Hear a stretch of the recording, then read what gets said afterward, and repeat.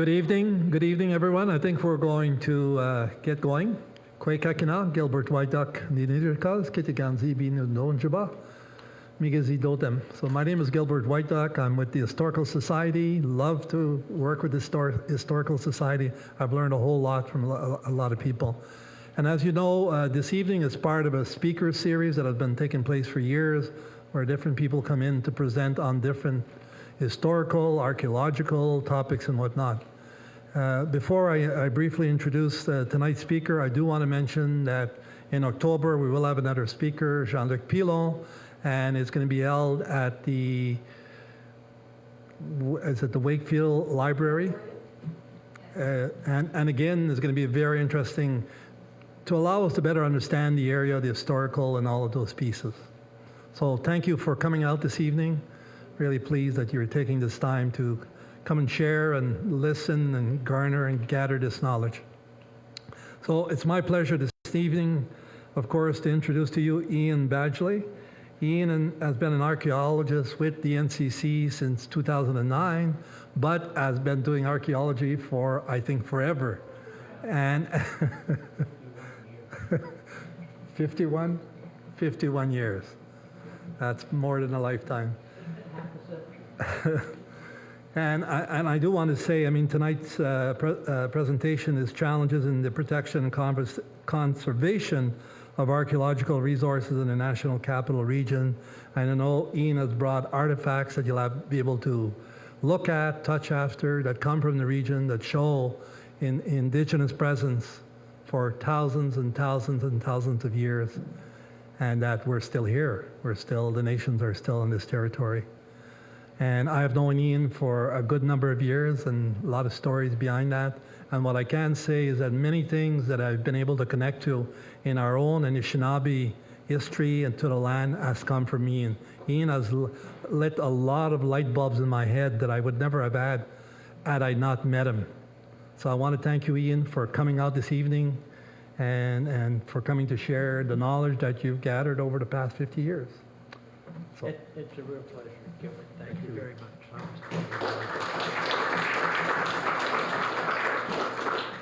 Thank you. What I'm going to do tonight is I'm going to give you an overview of the archaeological history in the National Capital Region as we understand it.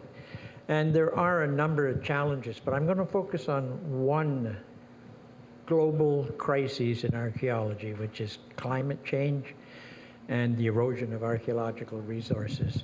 And then I'm going to show you some of the effects of that climate change on and other effects too on the archaeological resources in the region. It's not just the National Capital Region. It is a world, it's a global crisis. So this is an 1837 painting of National Capital Region. There's the little fella there. That's, by the way, now it's called Quebec Point. It was Major's Hill, not Major's Hill Park. What was it called? Nepean Point. Yeah, okay. At that time, Nepean Point, the real Nepean Point, or the original Nepean Point, was what's now called Richmond Landing. So anyhow, we have a huge number of paintings of the region from the 1800s that are not ever displayed anywhere, and that's a shame too.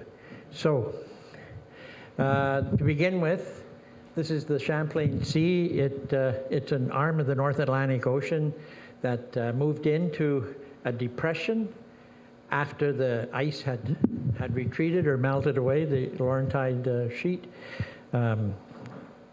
3 kilometers of ice and bent the rocks. Rocks don't mind being bent. They don't like being twisted, but they don't like being bent.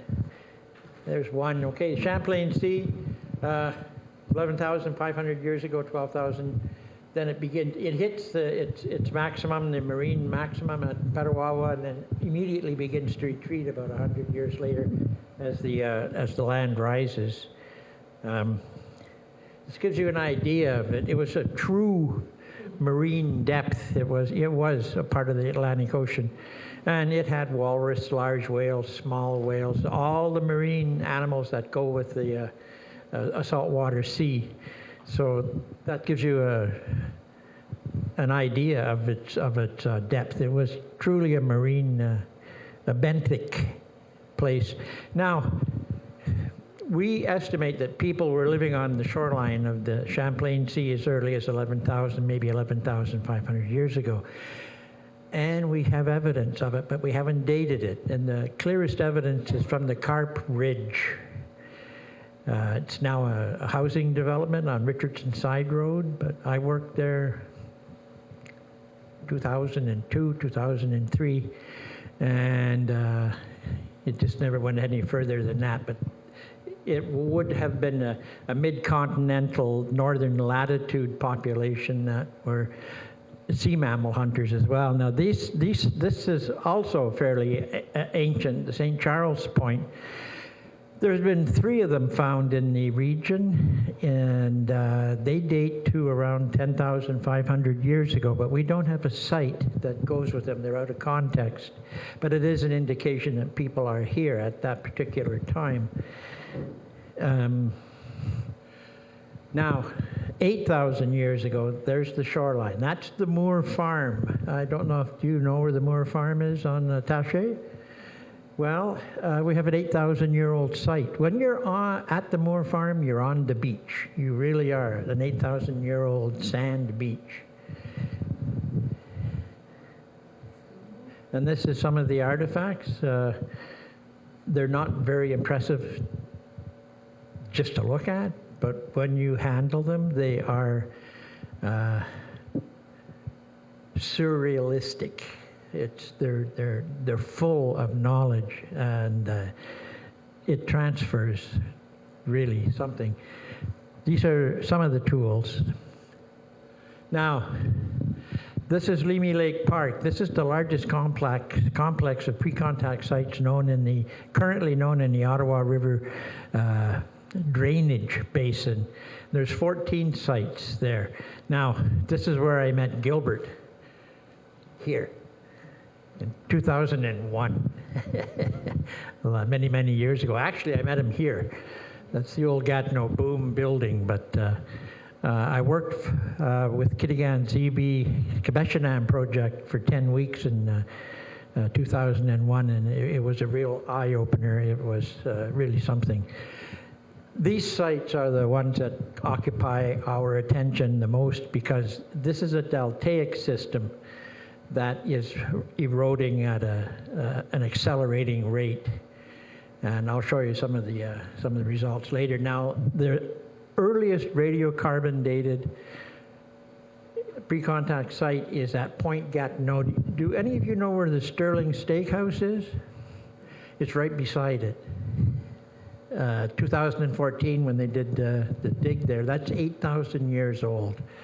So the earliest site we have in Limy Lake Park is this one. It's 6,000 years old. And although that is a deltaic deposit, that was a little rocky island in the Proto-Gatineau estuary, which would extend from here all the way over to Point Gatineau, about 2.5 kilometers. So these are the 8,000-year-old pieces from Point Gatineau, some of them. There's copper tools, there's exotic raw materials that are coming in from long distances, and we'll get to that too. So this is the 6,000-year-old site, and this is the estuary 4,600 years ago. But the area is already well populated. People from the south and the north of the capital region. Now, this is due to erosion. That's the way we found it, lying just like that. I have that tool with me. That point is somewhere between 5,500 and 6,000 years old. We know it as an Otter Creek point. We have a lot of more artifacts from that particular site. A couple more. It's in rhyolite, which is a volcanic stone. We don't know what the source of it is. We think it's in Gatineau Park. We haven't looked. That's something else that I'll just say now.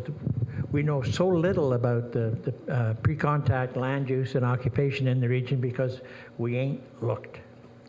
We just haven't. We haven't done any research on a systematic basis. So these are ground and polished gouges. These are around 6,000 years old as well. This is the oldest pottery, somewhere around 3,000, 2,500. BP means before the present. Actually means before 1950. So it's already out of date, but that's when radiocarbon dating goes into effect. This is early middle woodland pottery. I have a lot of that pottery with us here. It's elegant, to say the least. It's really well made and attentively decorated in a fastidious way, detailed way. The interior of the pot as well.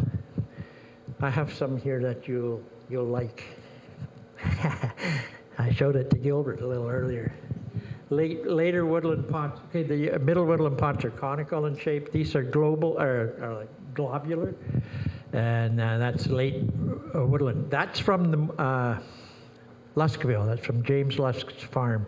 He found that in 1899 on a stream bank, and he said it was because of a freshet. So I take it that it was a bit of a flood. He found 3 pots actually. St. Lawrence Iroquois, which are, when Cartier gets here, it's 1535, he sees all these people, he meets them, Hochelaga, Stadacona, big villages. And then 80 years later, when Champlain shows up, they're gone. And we can trace them because of their pottery moving into the maritime provinces and up the Ottawa River into Wendat country, Georgian Bay region. So we have, the Ottawa River is a major communications route and everybody's using it, so it's not surprising. This, you're going to see Jean-Luc Pilon later. This is based on his interpretation of the cultural landscape about 3,000, 4,000 years ago. Blue is settlement areas, red lines are portages, yellow are special places of special significance, and the green dots are burials. So the biggest burial was here at the Canadian Museum of History. 1848 when they were, no, 1856 when they were removing sand to build the Dominion Suspension Bridge, they found an ossuary. A fellow by the name of Van Cortlandt, a military doctor, collected the bones. He used to live across from the archives at corner of Bay in Wellington, and he used to display the bones. Okay, so there's probably 20 or so burials there. He went back in 1860 to show where he collected the bones and found more. Anyways, this is at Library and Archives. In 1898, some workmen found the remains of 8 skeletons in a bedrock crevice. We wonder if it wasn't Van Cortlandt getting rid of some of the bones he didn't want anymore, because he lived just across the road. But this is how Jean-Luc sees the area. Now, we are at the hub of a vast communications and trade network that extends all the way to northern Labrador. We see goods, raw materials, and ideas flowing into this region over long distances. Hudson's Bay, the head of Lake Superior, Illinois, Ohio, Kentucky, all through Ontario, Maine, and up the St. Lawrence Valley. Into the estuary. These are not coincidental. These are regular contacts. People are moving around in a very comfortable and sophisticated way. They know their neighbors, they know their territory, and the trade network begins about 6,000 years ago. It peaks around 1,600 years ago, and then it seems to disappear, but it really doesn't disappear. The goods change. About 1,600 years ago, we see foodstuffs moving in and out of the region. Pumpkins, other corn, We know of, from southern Ontario, there's a cache or a bundle of kinway seeds. Kinway seeds that are from Virginia, and they were produced just for trade. There was residue in pots from Kingston Harbor that they analyzed, and it's a form of deadly nightshade that, according to the early colonists, was used as a purgative in ritual ceremonies on the Atlantic coast. So these things are being traded. They just don't show up in the archaeological record. They don't preserve, they're not visible. The trade network still existed into the historic period for sure. This is some of the evidence of it. The brown, the caramel material is called Hudson's Bay Lowland Chert. That's traveled about 1,500 to 1,600 kilometers from southern Hudson's Bay. The other gray pieces are Onondaga Chert, and that from the Niagara Escarpment into upstate New York. This is Mistassini quartzite. Okay, this is a good story, this one. Mistassini quartzite exists only at Lake Mistassini, about 1,000 kilometers to the northeast. The shape of this point is called an Adena point. The shape originates in Illinois about 3,000 years ago. We think it's a special shape. We find it in places of special significance. We know of 5 in the region here, and it's always in an exotic raw material. So the idea migrated about 1,500 to 1,600 kilometers from the southwest and met the raw material moving towards the southwest, 1,000 kilometers from the northeast. So it's unique, and I think, again, this is another, you won't find 2. But this is another characteristic, I think, of ancestral Anishinabe Algonquin material culture. Just very unique, and a combination of traits that we can't interpret in any powerful way yet.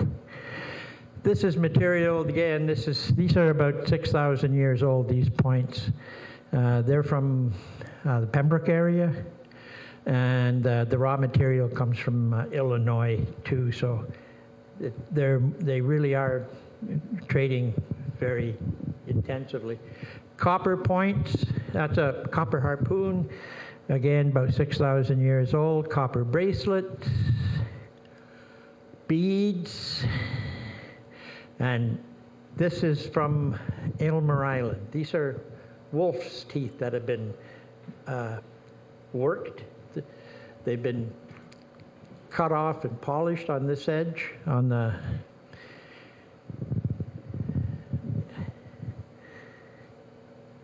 that's their anatomical position in the wolf's skull.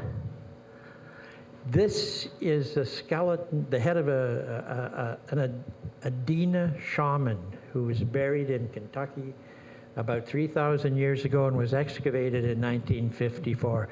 We don't do that anymore. We just don't. No need to. Now, he has a palate in his mouth. This is how he was found. The front teeth were knocked out. And the palate is wolf's teeth. So we look at that as, from the ethnographic records, that's his spirit animal, and when he's in paraphernalia, he assumes the character of his spirit guardian. And that's what the artists feel it might have looked like when he was in ceremony. Those wolf's teeth have been dated at 4,200 years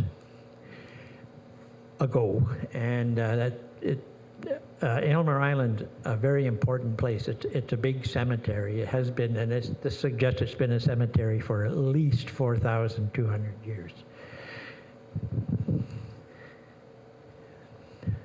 Now, this is just a view of the major pre-contact sites on an 11-kilometer reach of the Ottawa River. Most of them are on the Quebec side because it's easier access, it's lower. and you don't have to scale any escarpments or high altitudes. I will mention that this is slightly out of date because at Parliament Hill, where is it? Yeah. Here? No, here. That's Nepean Point, Parliament Hill down here. In 2019, there was a pre-contact artifact found, one pre-contact artifact found in the excavations around the center block. And it's a knife between 3,000 and 4,000 years old. It's the only pre-contact artifact found amongst a collection of over 750,000 historical artifacts, and it was really significant. It kick-started a whole new relationship between the Government of Canada, in terms of archaeology, not more, and the Anishinabe Algonquins, the two communities in particular, Kitigan-Zibi and Pikwakanagan. Because of that one point, Anishinabe Ojibikon Archaeological Field School was founded, and it's still operating today. There's 14 young Anishinabe Algonquin that are learning archaeological techniques. So one artifact can make a big difference. But these are the sites that we are most concerned with in terms of erosion. There's two at Rockcliffe Park as well. Part of the problem is, quite simply, when the dams went up downstream, they raised the water level by about 2 meters on average. And if Champlain was to come today back to the river, he wouldn't recognize it. The shorelines changed completely. It would have been considerably narrower. This is some of the erosion. This is a bank at one of the biggest sites that I've ever seen in my life. It's 3/4 of a kilometer long. The archaeological deposits are 1 meter in depth. And there it is. It's clay, so it erodes in different ways. It's interbedded with lenses of sand. I'll show you that in a little bit, but you can see how it's undercut and then it just caves off. This is the result of boat wake. Okay, the water level, these sites are underwater during the winter time. Again, we maintain an artificially high water level because of the dams. So in the past, before the dams were built, there would have been 2 quick, small floods, if you will, a blip, spring and fall, deposit a thin layer of sediments, and that was it. Now, as the water level goes down gradually in the summer, we can't get to these sites, many of them before the end of May, early June. They're still underwater. And boat wake, the wake from the boats, undercuts the vegetation and, excuse me, just, it slumps and moves back. That's another example of the erosion. Well, we find all kinds of artifacts in the water. Many of these, most of these, by the way, that you're going to see here, come from eroding shorelines. There's another example of it. This one too. This is all archaeological deposit. More erosion, different style of erosion. Again, this is an eroding hearth, fireplace. We excavated it. It's gone now. And you can see the sand layers underneath it. Again, erosion. I know there's a lot of them here, but I want to make a point. And you can see how the water level, as it goes down, it stabilizes and then takes and then stabilizes and then erodes, stabilizes and then erodes again. This is late August. That's about as low as the water is going to get. These are the main sites in Limy Lake Park. What we've been doing since 2018 is we've been surface collecting the eroding artifacts and taking GPS coordinates, and then taking those coordinates and the artifacts and putting them into a GIS interactive map. So we can click on the dot and we can see what artifacts are found at what location. And the idea here, the assumption is we want to see We need to develop a strategy, an efficient strategy for rescuing these artifacts. We can't excavate the sites, we can't stop the erosion, so we need to maximize our excavation techniques in terms of recovering significant or meaningful archaeological information. One technique is to see what we have on the surface and then excavate under it to see if there's any relationship, or are the artifacts moving a great distance. This, again, this is another representation of the pre-contact sites. Yeah, that's where I met Gilbert, right there, Captain O'Boom. He was my boss. So these are some of the sites. Again, the dots, the red hatching is the extent of the sites as we understand them. And this is the big one. This is 3/4 of a kilometer. This is a 6,000-year-old site. The Rocky Islet. That's the find spots. Now, that's 2018 and 2019. I think we had 250 find spots. We recovered about 50,000 artifacts eroding on the surface. This is just 2020 find spots. We have 348 find spots and about 18,000 pieces. This is a hearth that was eroding in 2018, and there it is in 2019. It's gone. Okay, and all of its information as well has disappeared. This is the hearth I pointed out that was eroding, that we excavated. There it is, excavated. This is a find spot. It's not one artifact. We collect all the artifacts within a radius of, say, 3 meters, and then we take a GPS reading, and there can be hundreds of artifacts. Each one of the gray pieces here is a lithic artifact, a stone artifact, mostly waste products from tool manufacturing. And then again, same thing here. All of these gray pieces are artifacts. Pottery. We recover a lot of pottery. You'll see it here, eroding on the surface. Now, in 2022, we've recovered a pot in this deadfall, right in here. We have to look at, these are ideal test pits. There it is again, the deadfall. And this is all archaeological sediments in here. Now I have a short video. Okay, now.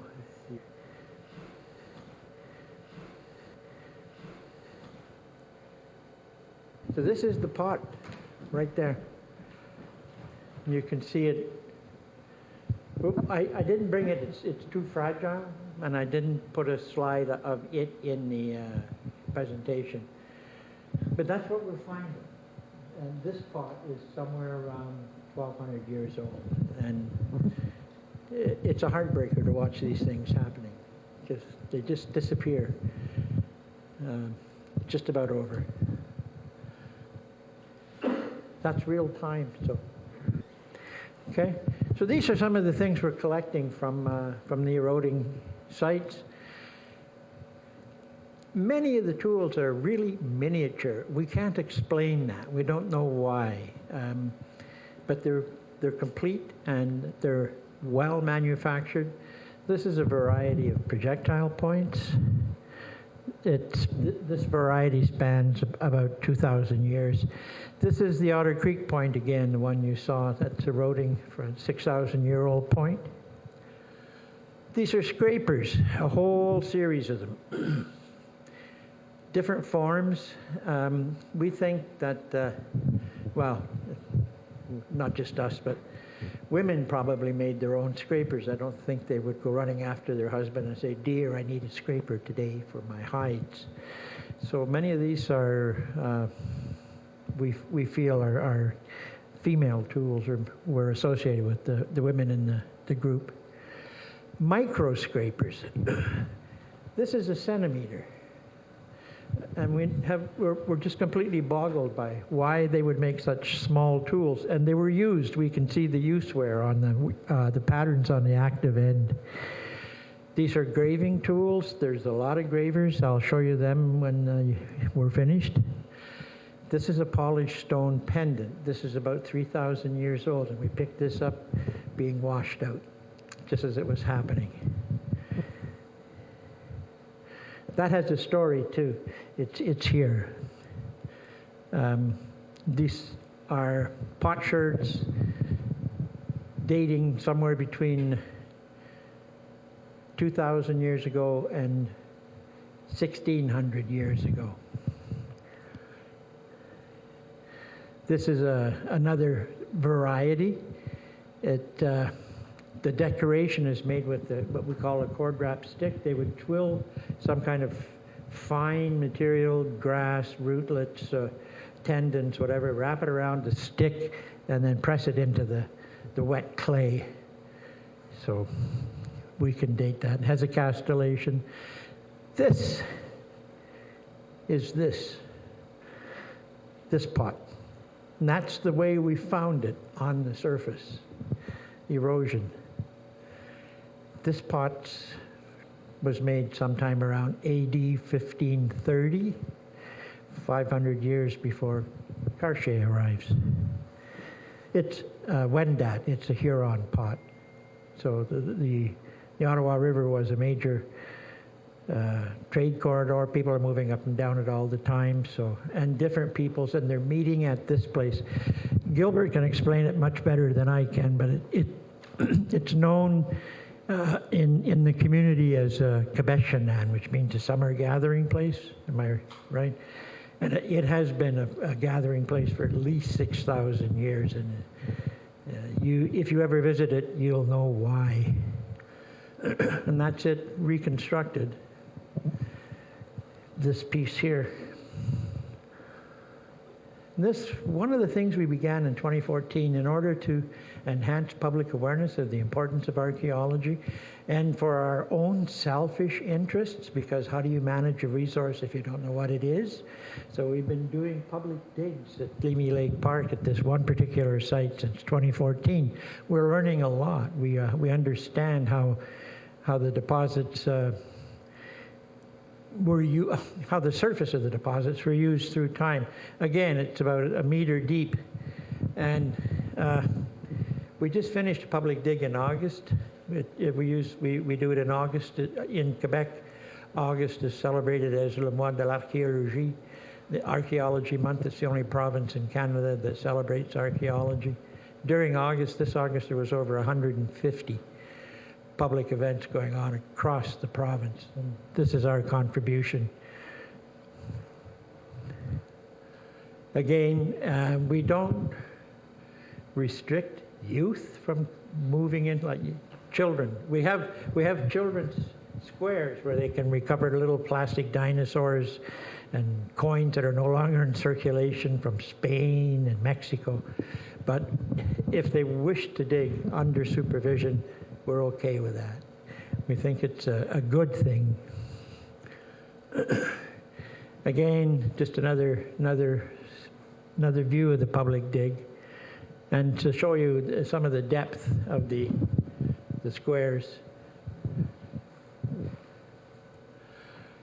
And now we find in situ cultural features and artifacts. That's the beginning of a hearth. And you can see fire blackened earth here as well. So that's what it looks like when it's excavated. Red stains, black stains, charcoals. This hearth we dated at somewhere around 15 to 1,600 years old. Another hearth, now you can see by the stains. We, as people, we take advantage of each other. So why should we carry new rocks to build a new hearth? We're just going to take the old rocks and build a new hearth. So we don't have to travel that far. The rocks are missing here, but we could identify their position from the different kinds of stain. There's another one. You can see rocks are gone. Pottery, that's how we're finding it in situ. And that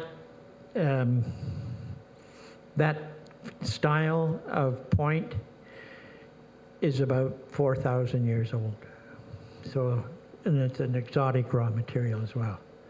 Now I'm going to end with this particular object.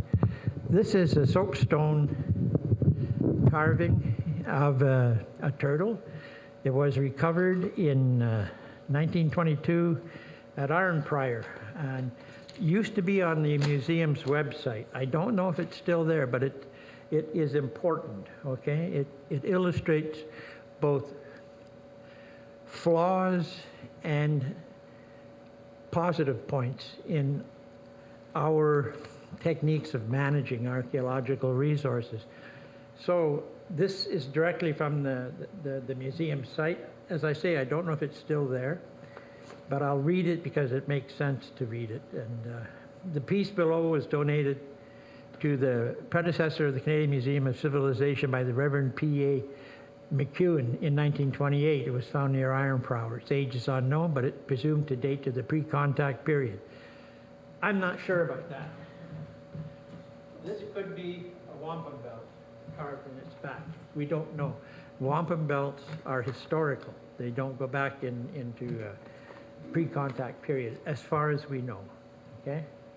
The turtle carving was part of the first Peoples of Canada exhibition prepared by the Canadian Museum of Civilization, composed of roughly 150 specimens drawn from the museum's ethnographic and archaeological collections. This exhibit was described as on the museum's website as follows. Over the summer of 2007, the Canadian Museum of Civilization hosted a spectacular exhibition, Treasures from China, developed in partnership with the National Museum of China. This exhibition had been years in planning and saw for the first time many priceless artifacts leave China to be exhibited only in Canada and only at the Canadian Museum of Civilization. Part of the agreement to allow the exhibition to take place was that there would be a reciprocal exhibition showcasing the first peoples of Canada that would be prepared by the Canadian Museum of Civilization and shown in China's capital.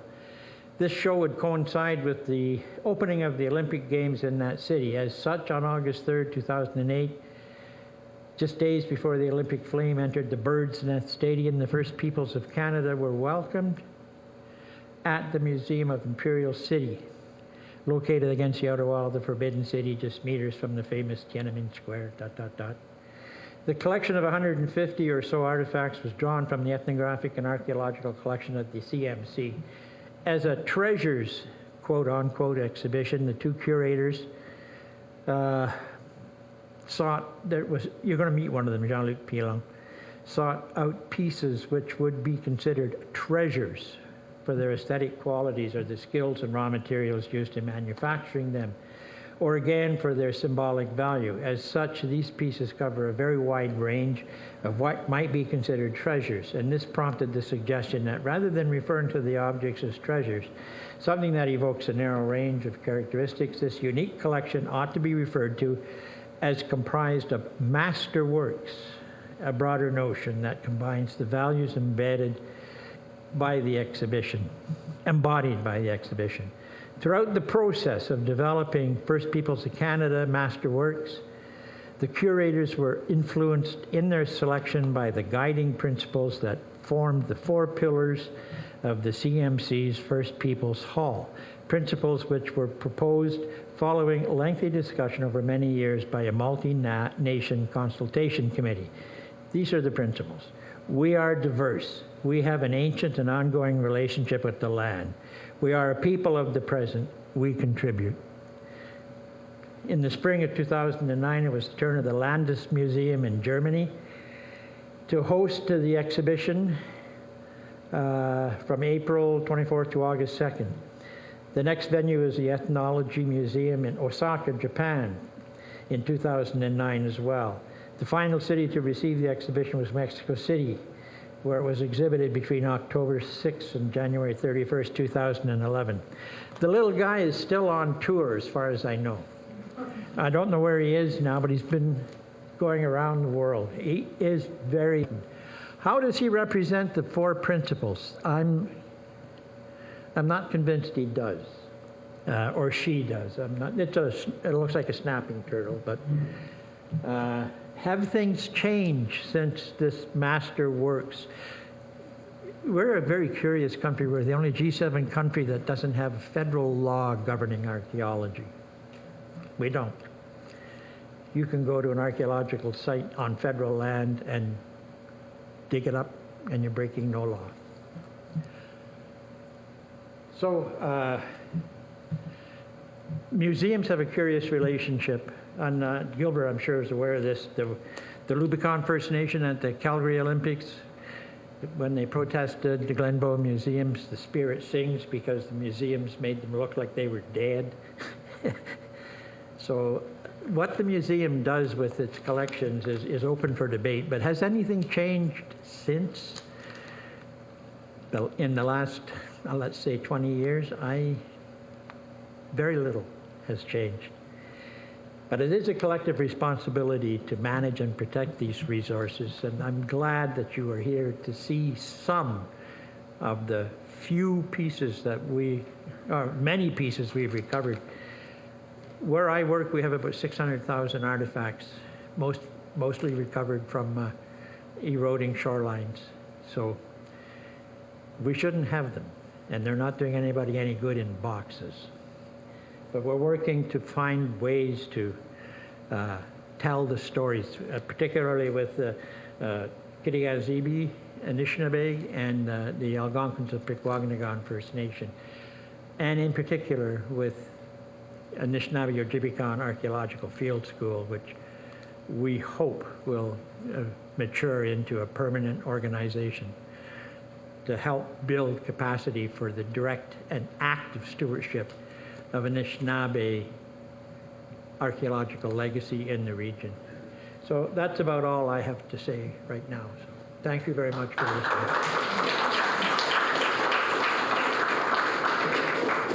I'll take a few questions. Oh yes, I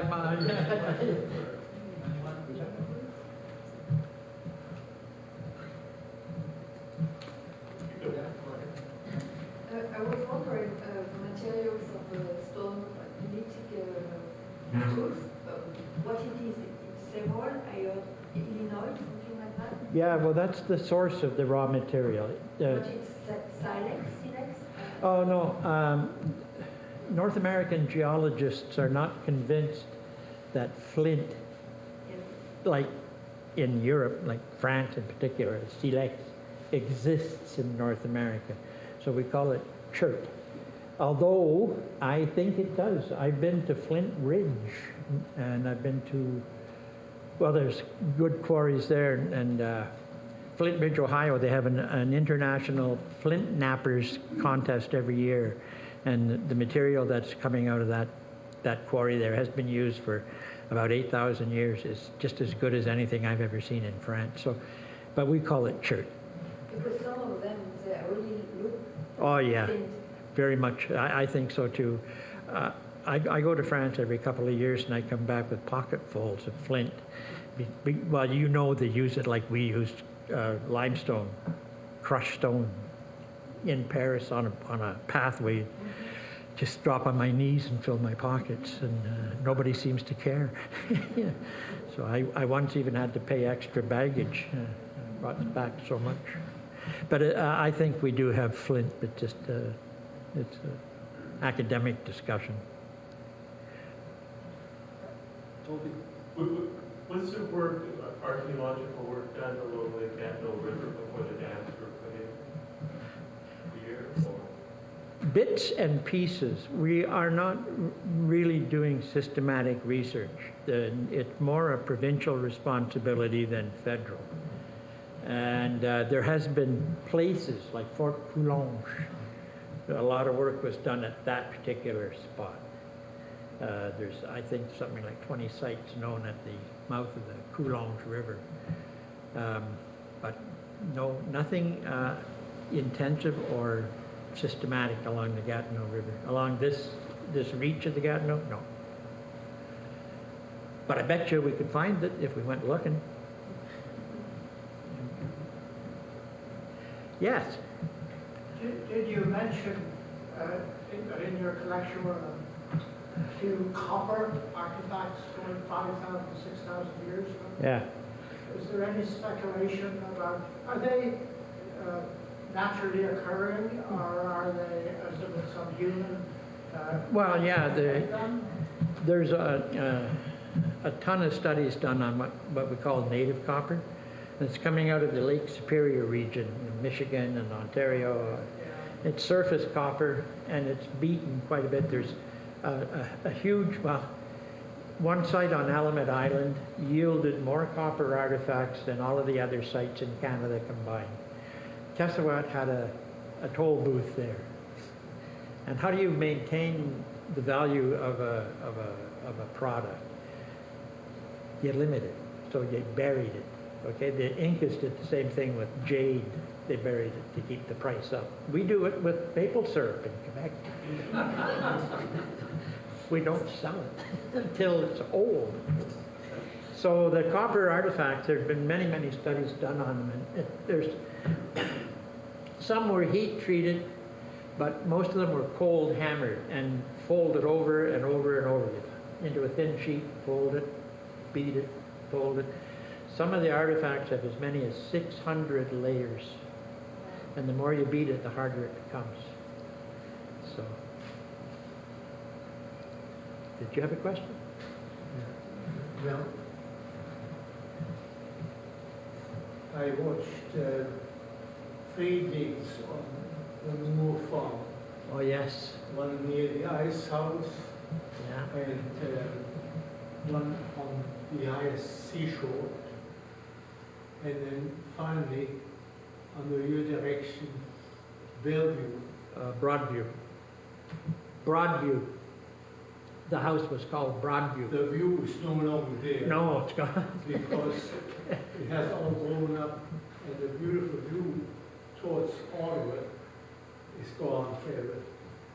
Anyway, I was privileged and honored to do some digging there myself, and the contribution to archaeology will total of 2 square nails that I found scraping away. Yeah. And that's what I'm standing here for, to thank you, to be able to have fascinated a vast number of young people. Boy, we had many, to many. be your helpers. Yeah. You were the director, Yeah. and you're starting off with Lakimi Yeah. and then Moore Farm. Yeah. Well, thank you kindly. Thank you very much. That was a real treat, the Moore Farm. We had so many children there. It just was, it almost made me cry. We had so many kids. And we recovered, it doesn't have scientific importance, but it has historical importance because it was the superintendent's building. And we learned so much about this, the way that the stone walls were carved. And we didn't keep everything. I can give you a presentation one day if you want on the Moore Farm. It was really fun. But the dig you're talking about around the ice house, that's where the 8,000-year-old material is. So there, and I can bring that too. We have it still. But one day we had 100 kids go by that site. And people were coming back, bringing blankets, picnics, strangers were talking to strangers, they were laughing, etc., etc. I don't know if you were there when there was this one elderly lady. She was a bit of a character. She was a bit of a crank, but I liked her. She was okay. She was forthright, spoke her mind. And we found 12,000 nails, including yours.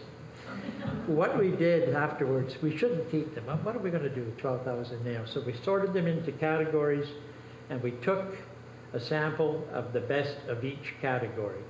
We ended up with about 500 nails, from carpet tacks to railroad spikes. What did we do with the 11,500? We reburied them in the site with a note in the report saying, you want to dig them up? Here they are. But this elderly woman, she was digging, and I liked her. But she was cranky. And this little boy, he had been digging, and he found a nail. And he was running past her square and saying, "Mommy, Mommy, look, I found the nail." And she stopped him with her arm and held him back and says, "I got hundreds." But that was a good dig. That was a really pleasant and informative dig. We would like to go back there and finish the dig someday, but I don't know we ever will. So thank you very much for that. I had a lot of fun at that site. Are there any other questions? Yeah, Eric? Where do you, like you've got hundreds of thousands of artifacts. Yeah. Where do you store them all? In my trunk. What do you- We have a huge lab space at 30 Metcalf. It's on the northwest corner of Metcalf and Queen. And we have 330 boxes of artifacts, bankers' boxes. They're not doing any good. About 200,000 of the artifacts are historical. Moore Farm, Andrew Leamy's house, we did an excavation there in 2002. And the Philemon Wright's farm, that was in 1998. And about 400,000 pre-contact artifacts. Any time you want to come and see the artifacts, call me. We'll arrange a tour. That's where they are. There was another question. Yes, sir. Are there 2 or 3 sites in Chelsea or along the Gatineau River that you think should be preserved for serious study? I think all archaeological sites deserve study. I think they deserve the attention and the consideration for the very fact that they are the reflection of human beings who stopped there. Whether the site's disturbed, whether it's been partly obliterated, regardless, we need to commemorate the memory of the people who were there. Their moment in time is just as real as our moment in time. And these things have the voice. They don't have a voice anymore. So I believe in preserving all archaeological sites. Not all built heritage, but archaeological sites, yes. How would we identify 2 or 3 or 4 sites that you would consider, or you or other experts would consider particularly valuable for preservation? I think you want to be careful talking to experts about value because we have very distinct ideas of what is significant in archaeology. I think everything is significant. Mind you, I've never collected a piece of wire in my life. And anybody who says I have is lying because I don't think it's important. We have boxcars full of wire in our museums, exciting wire. So I feel what's important, depending on the cultural affiliation of the site, if you find pre-contact sites and you talk to the Anishinabe Algonquin, what's important to them? You find historical sites, you talk to the Algonquin again because it's their land. They own this stuff. That's my opinion. I can help. I can come up and poke around. Been doing it for some time. So. But I don't know of any surveys that have been carried out along the river here. No. For sure, if you're at a rapids, there's going to have been a portage. And portages are really important. Frequently, we find burials at portages. What better place to visit the ancestors? You know you're going to be back. So, I'd be happy to lend a hand. But you guys are the ones that really need to take the lead and develop a collaborative approach that will allow more than one point of view into this. We haven't done that. When you hear a lot about colonialism in archaeology, it is true. Archaeologists do archaeology for other archaeologists. Yeah. Go to a learned meeting, and that's what we've talked to others. My site's bigger than yours, mine's older than yours, mine's further north than yours, you know. So it should be in the public domain and working, everybody pulling in the same direction is what I'm saying. If I can take a leap ahead. You know, of course, that the Gatineau River is dam controlled.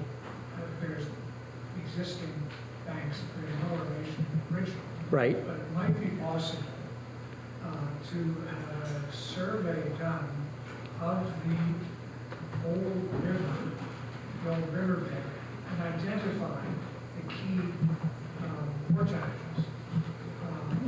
That's just a thought. It's not just portages, but the river banks have, the Gatineau River was immense. The estuary, the proto-Gatineau estuary was 2.5 kilometers in width. That's what Limy Lake Park is today. Yeah. So, you know, the river has benchmarks that are way back from the current shoreline. That's where you'd look, not necessarily on the current shoreline. And then you would check eroding terraces during low water periods, because sometimes people are there. So, but yeah, it's called a potential study. We do that before we go into an area. If you look at a place and you say, I'd camp there, somebody probably already has. So it's not necessarily National Geographic stuff, you know. Are there any other? You mentioned that every August you do a dig. Yeah. How far ahead do you plan? Like, do you know what you're doing next year and the year after, or is it an opportunity comes up? No, this is programmed. We know we're going to go back, and we've been working on this site since 2014. So it's not a hardship to set it up for a public dig. We actually want the public to come there because it's a wonderful location. We have on that side of the river, the Quebec side of the river in Limy Lake Park, we have 14 pre-contact sites, and you can stand there and you look across the river, and there's the colonial powers. There's the British Embassy, there's the French Embassy, and there's 24 Sussex, which will make a lovely archaeological ruin someday. So when you come to that site, we're working on all of those sites. We glean the eroding artifacts every summer. We know what's there, but we don't understand how people organize themselves in space. So that's why we need to do the excavation to see the associations between, say, a hearth area, a workshop area where they're making stone tools, and maybe over here they're butchering animals, and maybe over here is where old grandmothers slept or whatever. By piece plotting everything we find on graph paper and then putting it together afterwards, we think we gain insight into cultural behavior. Here's a point that people just don't understand about archaeology. What we find, the stone and the pottery, and sometimes both, not often, ground's very, very acidic here, is a fraction of a fraction of a fraction of a fraction of a percentage of their material culture. Culture is made out of wood, hides, bark, sinew, bone, antler. None of that's preserved. And this is what we end up with, and we try to interpret behavior from this. It's not even a guarantee that these pieces are contemporaneous. Perhaps this scraper was made 3,000 years ago and left behind, and somebody 1,000 years ago says, I'm just going to resharpen that and use it. We just don't know these things, but we try. And once in a while we luck out. Things fit in a way that pleases us.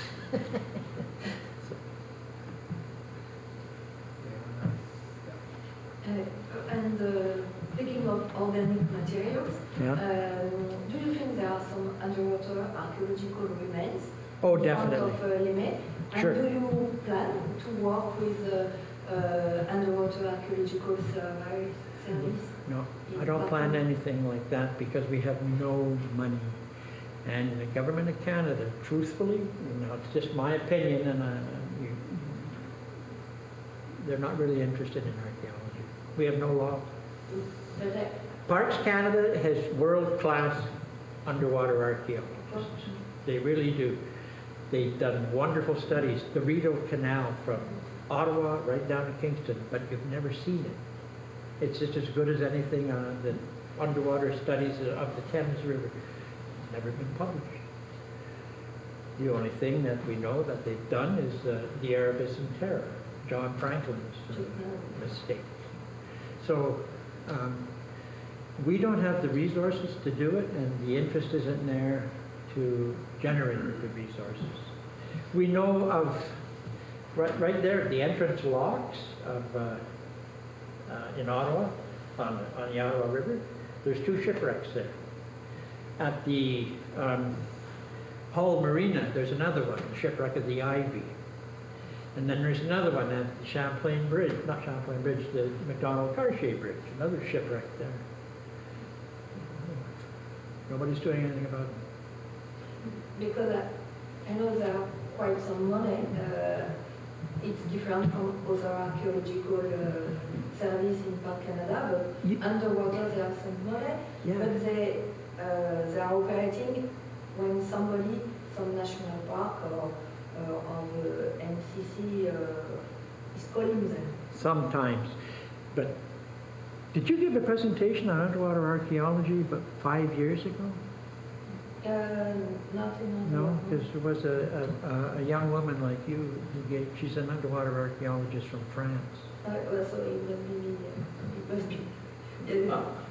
Why is it? In French embassy or En something? français. Oui, I don't know. Well, you were working with Museo, I think, at the time. Yeah, Yeah. exactly, in Fernmore. Yeah. I remember now, yes, but we just don't do it. I wish we did. And they wish to do that also. Well, there's an opportunity with the replacement of the Alexandra Bridge. I've done all the archaeological recommendations, and we've recommended that underwater archaeology be done on the Ivy. That's the shipwreck at the Hull Marina. And there's the piers, the underwater piers of the current bridge. We'd like to have them documented as well, archaeologically. So we can talk. Have to do that. Yeah. And PSPC and the NCC have money for doing this. Years not spending it yet. Well, with that, I really want to thank Ian for coming out this evening, sharing, I think, just a little tidbit of all of the knowledge that he carries, that he could continue to share. And it's always been interesting because when we've had sites in the community and we'd say, can you come and check it out?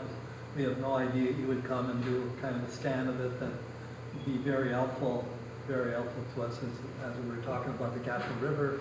And as you know, we're trying to find personhood for the Gatineau River to protect it.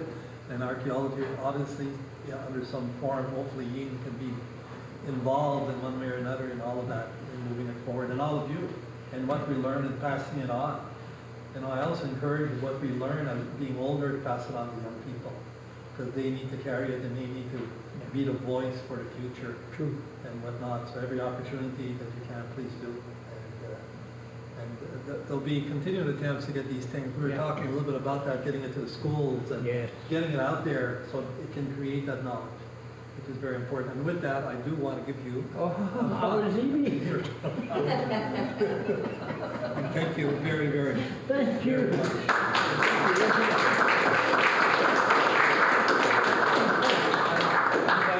Thank you to all of you for coming out. Really appreciate it. And remember, next month, there's Jean-Luc Pilot, another different angle from his learned time that he'll be sharing with us. And I think all of that together allows us to come together to better understand this territory on which we all live and that we share.